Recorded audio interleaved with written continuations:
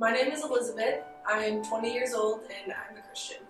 Dominic Cummings, 20 years old, and I am a Christian. Hello everybody, my name is Muhammad Al-Asadi. I'm from San Diego, California, and I'm 19 years old, and I am Muslim.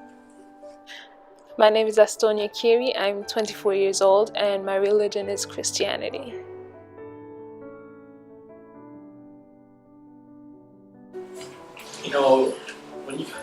The religion Muslim, it's to show love to others, respect.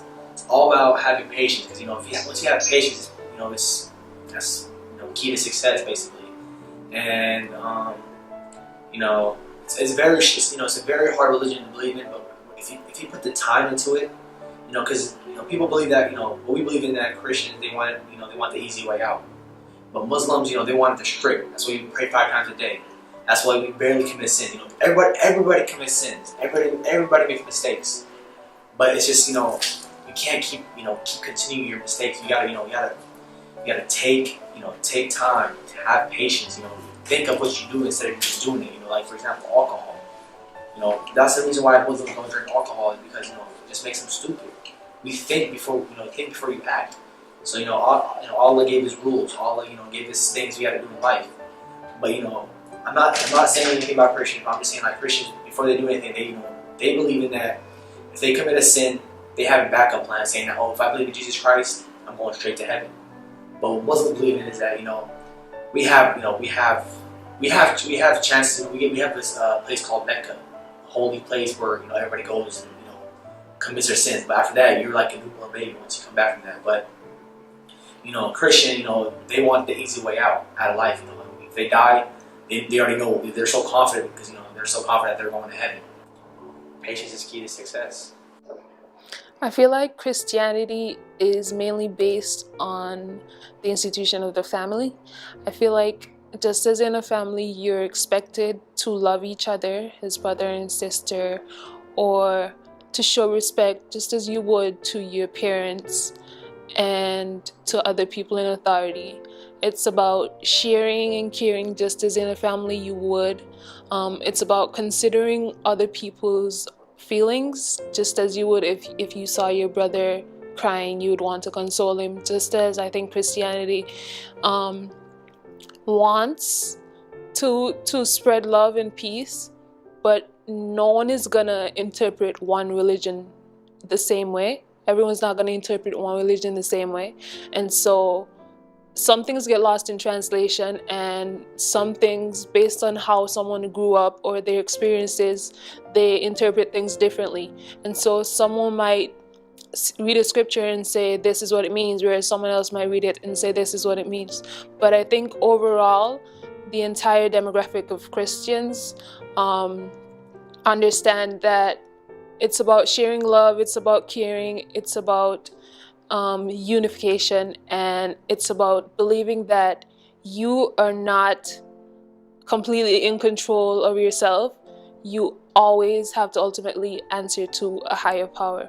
And I don't think that's just with Christianity. I feel like that's with other religions as well.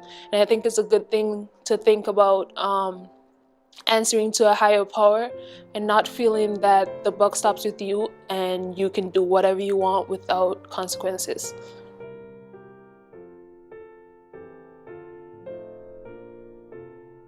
I don't question the basic beliefs of my Christianity, like if there is a God and if Jesus is the Son of God, and like the big basic things I don't question, but the details I sometimes am not convinced of.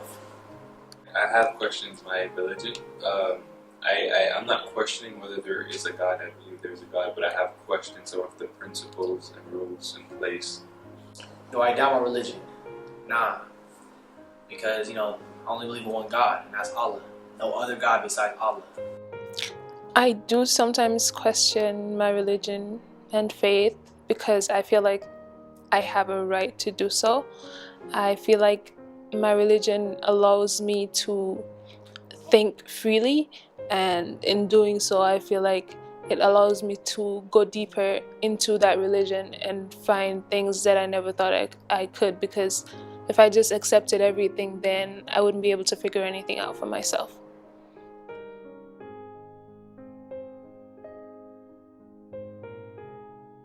Yes, I do think that. Obviously, there are a lot of great police officers, but sometimes since they have power, they abuse their authority because it's hard for people to go against them. And I think a lot of teachers or professors or staff members can use their authority because they know that you're probably not going to do anything, especially as a college student.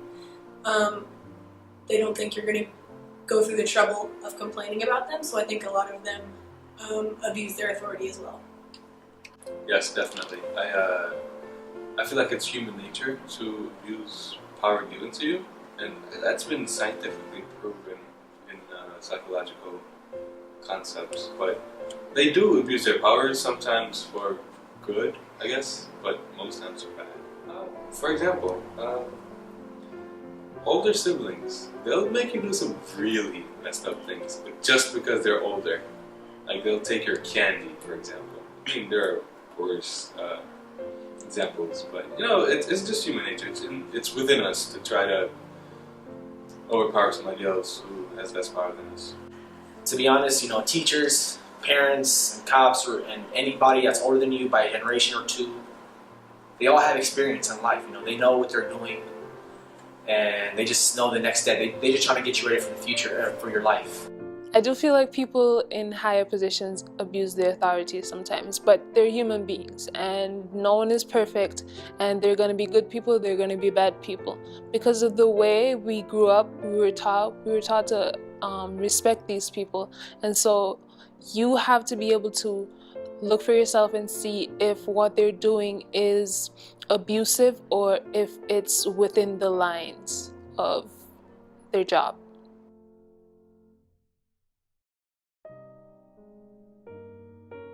I don't think that would work out very well. I think that it would just be like anarchy. And I think actually societies would start making laws even if there weren't any. Eventually either everybody would kill each other or different groups in society would start making their own laws because that's the only way to exist with other people is to have laws. World without laws and rules, I feel like it would be really chaotic. Laws and rules are necessary because, like I said, people try to overuse power, and if you don't have a system that instills some form of power within people, like a democratic system, if you don't have something like that, then you'll just have people trying to overpower everybody else, and you'd have, you know, people getting murdered to, you know, become the leader. You know, if we had no laws in this world or no rules or anything, God knows what people would do. It's either they would, you know, kill somebody or, you know, do some dumb stuff that, you know, just only God knows. I feel like the world would be in complete chaos if there were no rules and no laws, honestly. People in the 21st century, we're really entitled and we feel like we have the right to do anything and everything, but sometimes those rights contradict other rights. And for example, people that feel like they have the right to freedom of speech, they abuse that, and then they go on the internet or they go elsewhere and they abuse that, and they start talking about people, but then they always fall back to, well, hey, I have freedom of speech, but that other person also has the right to not be abused. And so I feel like with rules and laws, if used correctly, they help to enhance our society, but without them, it would be complete chaos. Everyone would want to do whatever they wanted, and it would always conflict with someone else's views.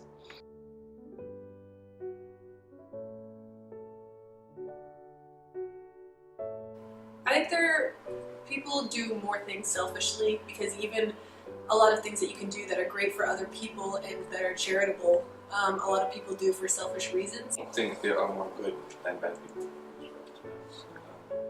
People do things, even when you do something good to help somebody else, someone can say that you did that just because you wanted to feel good about yourself. You were doing it for the other person. So I feel like it's a very thin line between a purely good person and I mean, there is a spectrum here for bad people. You classify people as bad. You have like murderous, and you have like just, you know, like grudgeful, or There's a spectrum here, but I don't think there are that many good people in the world, to be honest. You know, in this world, there are many good people and there is many bad people. It just depends where you're located at. You know, there is a lot of good people that will help others in the streets, but there's some bad people that just pass right by them without any help.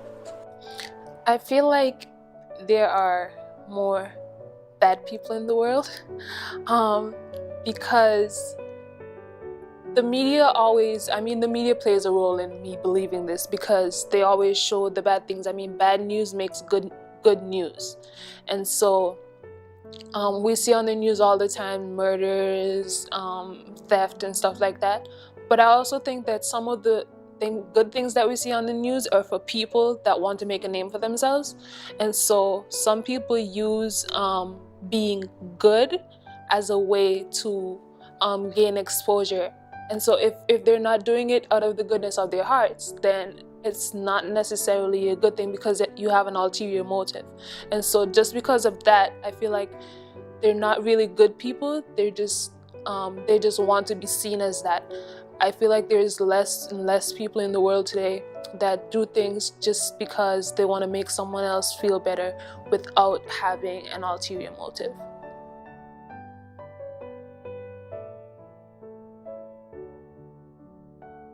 I think that after you die, you either go to heaven or hell. Yeah, I don't know.